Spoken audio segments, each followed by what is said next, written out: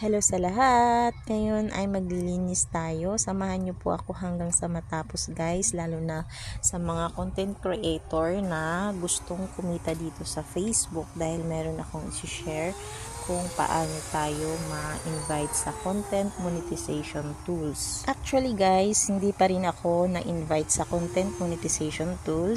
Ang meron ko lang is yung bonuses na kumikita tayo sa pictures at sa text. So, ito yung mga nasilip ko guys kung bakit hindi pa ako na-invite sa content monetization tools kasi yung una is yung mga video ko dito sa profile ko is nakakonect sa Instagram. Once kasi nakakonect yon, yung mga video natin ay magiging cross-posting.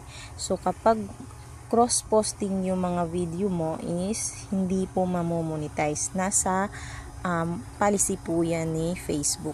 So, ang gagawin po natin ay i-delete po natin yung mga videos doon sa Instagram. So, doon mo po siya i-delete. Kaya, kapag nag-upload kayo ng mga videos ay i-off nyo po yung Instagram doon sa settings. Pangalawa po ay kailangan natin i-delete ang mga video na may mga music na galing dito sa Facebook Reels. Dahil ang mamomonetize lang ay yung mga original audio mo na walang music. Kung gusto mo may music ang mga video mo ay kailangan na i-edit mo muna siya. Para maging original audio mo ay kailangan mo i-adjust yung pitch ng kanyang audio. Next natin i-delete kung meron ka mga video na pictures, ginagawa mong video yung pictures mo, ay static video po yun. So, nasa policy din po yan na hindi po yan mamomonetize. So, i-delete na lang po natin kahit marami po yung views. Iwasan din po natin magka-violation kasi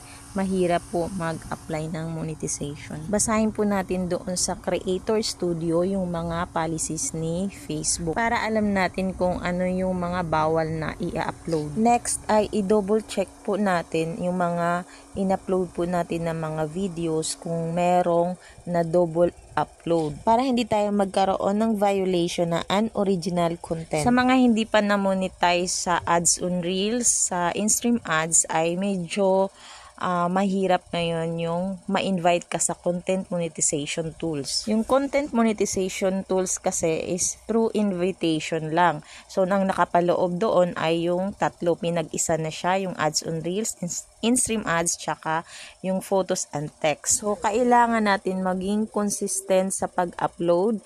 Yung tatlong nakapaloob doon ay dapat mag-upload po tayo. Meron tayong sa Reels, merong